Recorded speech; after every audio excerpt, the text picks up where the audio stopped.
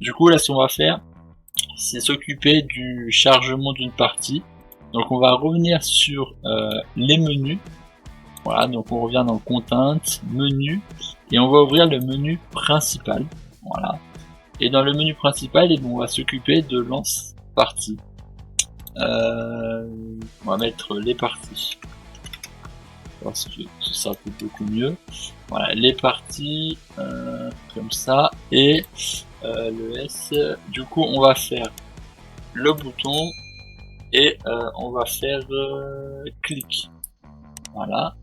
Du coup, ce qu'il va falloir faire, c'est ouvrir un menu avec toutes les selles qu'on peut avoir.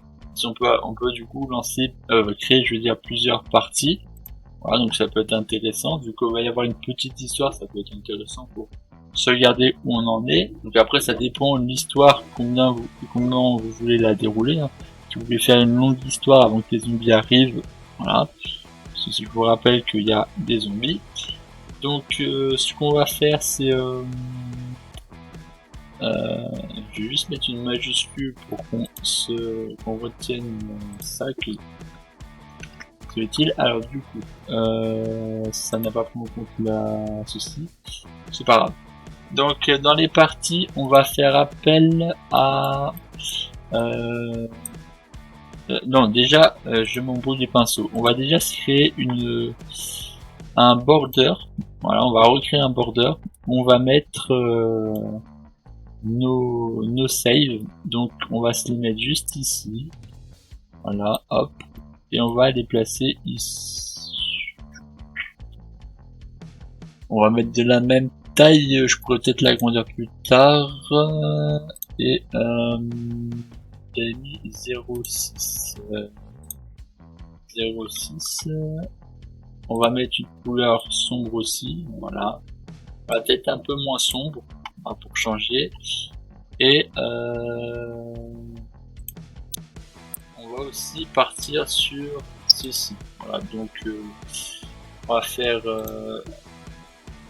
660 et 60. Voilà. Pour ce qui est de la hauteur et tout ça, on va laisser par défaut, hein, même si ça fait une petite différence, on s'en fout. Et à l'intérieur, on va mettre une vertical box. Voilà, vertical box, voilà. Du coup, dans cette vertical box, ça va être là où on va mettre les saves. Voilà, aussi simplement que ça. Donc du coup, ce qu'on va faire, c'est créer un nouveau widget, donc dans les menus, et on va taper, on va déjà faire ça, et on va nommer save party. Voilà. Ensuite, on va prendre un size box, voilà. Donc on va mettre 200 par exemple, là. Voilà, 200. Le full screen, on va le mettre à Desirate et ici on va mettre 25. Voilà, tout ça, ça fait un petit peu comme ça. Ensuite, à l'intérieur, on va faire un truc stylé, donc on va se mettre par exemple un border. Ensuite, on va se mettre une horizontal box. Voilà. Dans le border, par contre, le border, on va mettre en 0,8 et on va mettre du noir. Voilà. Hop. Et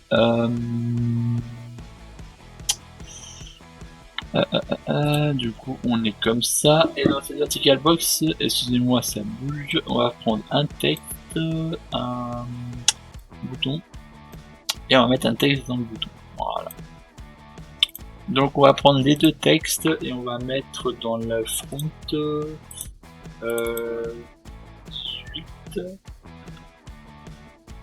19 peut-être, non 15 je veux dire. Bon, on va mettre 15 par exemple. Je pense que ça ira avec le reste. Là on va mettre chargé. Voilà.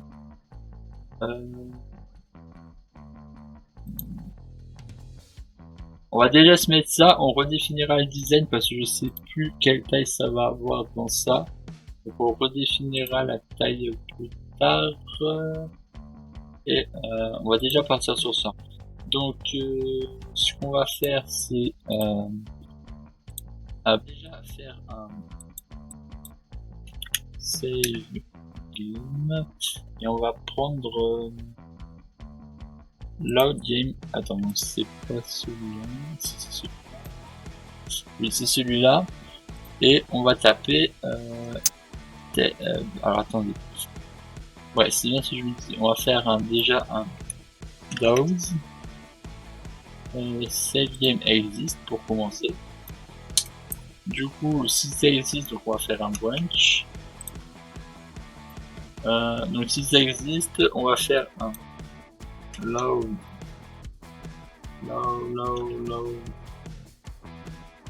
Alors attends, on va taper save game.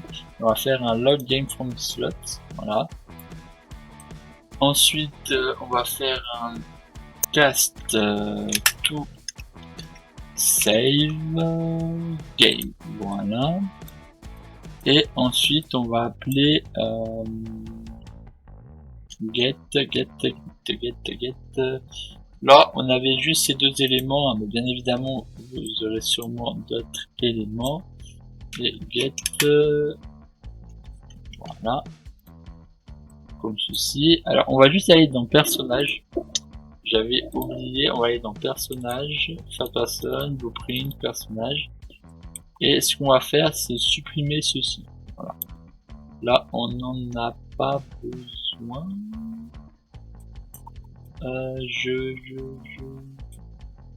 Donc on enlève ceci et ce qu'on va faire c'est du coup le save dans ça.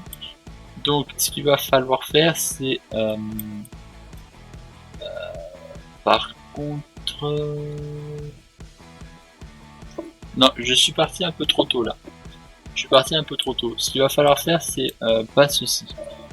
Ouais, je suis parti un peu trop tôt. Il va falloir sauvegarder plutôt dans une game instance. Je suis allé un peu trop vite. Donc on va aller dans menu et on va faire clic droit, blueprint.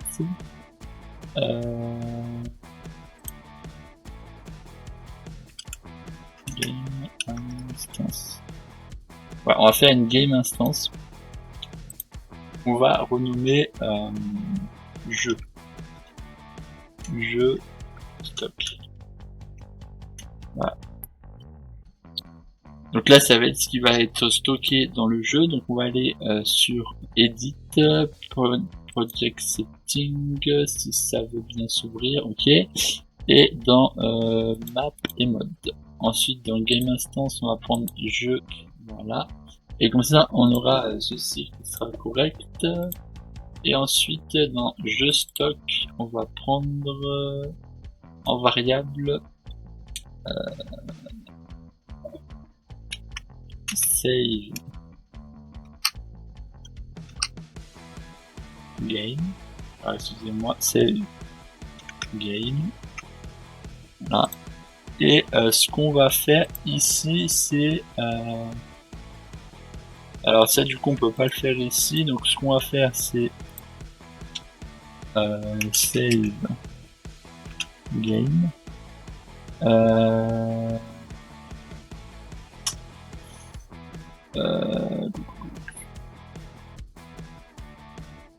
Ok, donc là, celui-là, c'est celui qui est dans... donc essayez peut-être de marquer save jeu ou save du jeu ou des choses comme ça, parce que save game, on n'a pas trop de différence. Du coup, comme vous pouvez le constater, ça peut des fois faire bugger les choses. Donc là, c'est pour enregistrer le save game, donc le système de save. Et on va créer autre chose, donc en string ou en texte, non string parce que ça peut. Et on va nommer ça name save. Voilà, donc ça, ce sera le nom de la save qu'on lui donnera. Donc, voilà. Donc on va faire ceci. Et du coup, ce qu'on va faire, c'est dans menu. Voilà, excusez-moi, ce qu'on va faire, c'est déjà on va aller dans on n'a pas fait choix, donc on va aller dans event begin. Ah non, event construct, excusez-moi, j'ai confondu. Et on va faire cast to jeu stock. Ensuite, on va faire un get instance. Get game instance, si je dis pas de bêtises. Get game instance. Voilà, get game instance. Voilà. Donc là, on fait ça. J'ai pas compris. Attendez juste, je regarde un truc.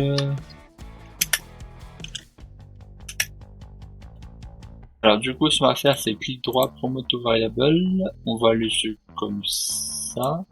Et ce qu'on va faire, c'est au lieu de faire appel à je ne sais quoi, c'est qu'on va stocker la variable. Donc on va faire set name save. Voilà. Et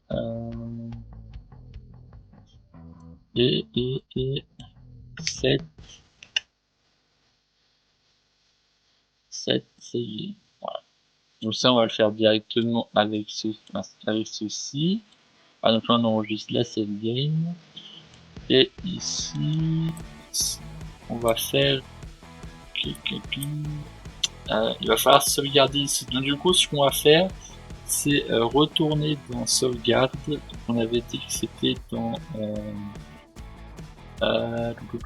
c'est dans menu pause. Donc sauvegarde, ce qu'on va faire, c'est on va revenir dans sauvegarde. Et là on avait fait save game, je l'avais fait. Voilà, create save game. Alors le create save game, on va le faire du coup ailleurs. On va faire un cute. On va supprimer ceci. On va s'enlever ça. Voilà. Et ce qu'on va faire à la place, c'est un cast to jeu stock. Et ensuite on va faire get game instance. Là. Et on va faire clic droit, auto variable. Voilà. Hop. Là. Et ici on va faire get, on va être en bas et prendre celle-ci. Voilà. Ça, normalement, ça devrait fonctionner. Voilà. Et ce qu'il va falloir faire, c'est ceci. On va du coup le cute et le mettre au moment où on crée une partie. Parce que là, du coup, quand on crée une nouvelle partie, ce qu'on va faire, c'est CTRL V. C'est du coup un create save. Donc là, du coup, vous avez juste à faire create save. Voilà. Vous tapez ceci et vous allez faire ça. Set save game. Voilà. Donc là, vous le placez ici et ici. Comme ça, en soi, ce que ça va faire, c'est que quand on va cliquer, on va créer une save game. On va stocker du coup la variable dans la game instance. Et la game instance, du coup, elle est basée sur le jeu entier. Hein, donc, que ce soit sur n'importe quelle map, hein, ça fait le transfert de map en map. Donc voilà, ça fait vraiment une variable, c'est vraiment une chose qui fonctionne dans tout le jeu. C'est parfait. Du coup là, lorsqu'on fera une save, lorsqu'on fait une save, on fait appel du coup à cette variable qui va nous donner du coup le set de ça et on va pouvoir la changer. Ok. Maintenant qu'on a fait ça, il va falloir gérer le niveau de la save. Donc, ce qu'il va falloir faire, c'est, on va pas se prendre la tête, on va faire name save. Alors attendez, c'est pas ici. Get name save. on va placer ici. Donc du coup, ça mettra le nom de la save pour sauvegarder.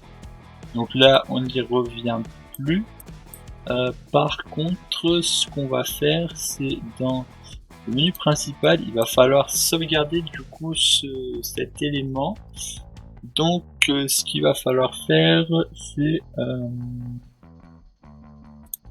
bah si, on va faire du coup clic CTRL-D de ça. Si, on va faire ça. Et ce qu'on va faire, c'est un for each loop. On va prendre celui-là et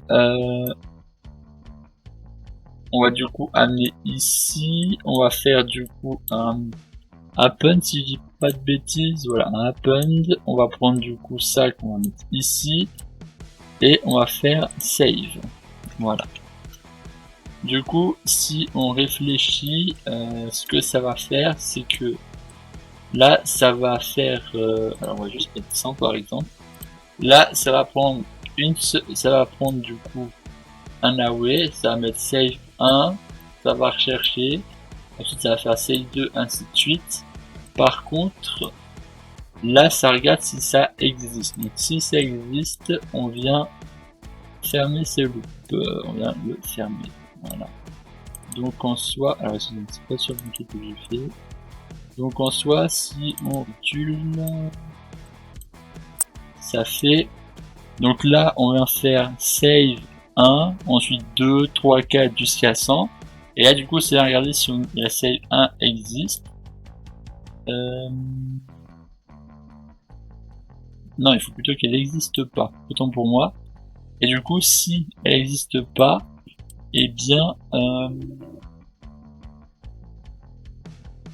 voilà. Donc là, on vient faire ceci. Et du coup, après, ce qu'on vient faire, c'est un save game. Donc on va faire save game slot. Voilà.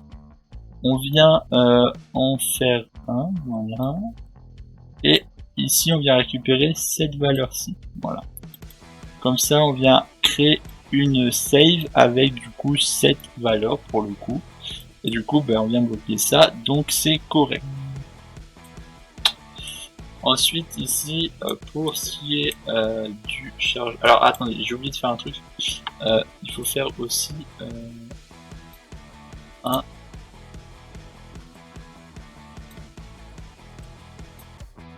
name. Ah gros. Name un set name. Voilà. Aussi que je l'oublie pas celui-là. Sinon ça n'ira pas si je l'oublie. Donc on va faire ceci aussi. Voilà. Comme ça, on l'enregistre aussi dans cette variable, ce qui veut dire qu'à chaque fois qu'on fera une save, ce sera dans cet élément-là. Get save. On va se faire ça aussi. Sinon, ça va pas le faire. Si je fais un compile, il n'y a pas d'erreur. Ok. Donc là, on a ceci aussi. Et là, pour le load, on vient faire la même chose. Voilà. Donc, on va juste déplacer ça. Voilà, sauf que là on va pas faire de break, hein, on va juste se les mettre tous. Et qu'est-ce que je voulais dire? Donc ensuite nous ce qu'on va faire c'est exactement la même chose. Donc, on va faire ceci, CTRL D, voilà. Donc ça c'est seulement si ça existe. Si ça n'existe pas, on n'a pas besoin de créer, voilà. Et on va faire, je vais déplacer ça, un for each loop normal sur 100 aussi. Hop, voilà. Donc, si on récapitule, là cette fois-ci on fait un loop, donc on fait de 0 à 100. Sauf que là, c'est on crée ce qui existe et après s'il n'existe pas, on les crée pas. Voilà. Donc on est correct et ce qu'on va faire c'est le faire ici aussi. Alors autant pour moi j'ai fait deux existent. Ça ne donnera pas si j'en fais deux. Un ça me suffit. Voilà. Hop. Autant pour moi. Et ce qu'on va faire c'est ici la même chose. Voilà, hop. Et ici, on vient l'emmener là, pour la même occasion. Du coup, on vient récupérer cette save. Voilà. Ok, on est correct. Et ça, c'est parfait. Qu'on vient faire aussi, peut-être pour plus de sécurité, peut-être, ça va être de créer un autre save game. Vous allez comprendre pourquoi. Ça va être... Ouais, on va faire ceci aussi. On va créer un autre save game. On va faire un save game. Vous allez comprendre pourquoi. Là, on va faire un save game. Voilà. Hop, et hop. Voilà. Donc là, si on réfléchit... alors, je vais juste faire ça. Là, si on réfléchit, on charge les parties. Par contre, là, ce qu'on va vouloir, par exemple, c'est reprendre une partie là où on a commencé. Donc, il va falloir sauvegarder une partie. Voilà, donc la précédente partie, il va falloir la sauvegarder dans une variable spécifique qu'on va nommer. On va marquer test. On va pas se prendre la tête, on va taper test. Hop, je vais copier ceci. Voilà, donc copie. Donc en même temps, ça va créer la sauvegarde comme ceci, test. Et à chaque fois qu'on va faire une sauvegarde, donc on va aller dans menu pause, à chaque fois qu'on fera une sauvegarde, on fera il va falloir que je mette ça quand même parce que sinon ça ne fera pas de save. À chaque fois qu'on fera une sauvegarde, on fera la même chose qui est CTRL D, c'est un peu hop là. Ça va être du coup de marquer test. Voilà. Pas du tout. Qui s'est-il passé? Alors on va faire CTRL A sup test. Normalement ça devrait marcher. Voilà, test. Donc du coup on vient faire aussi une save text test. Tu vois, comme ça au moins ça fera une sauvegarde à chaque fois sur test. Et ici quand on va cliquer du coup sur play, on va du coup le faire tout de suite, comme ça on va pas se prendre trop la tête. On va aussi faire du coup partie, lancer la partie.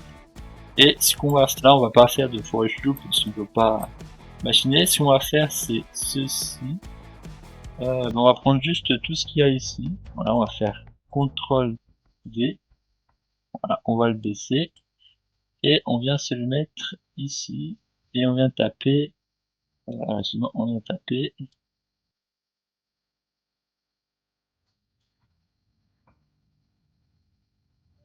Test. Test. Et voilà. Comme ça, en soi, on vient faire une save sur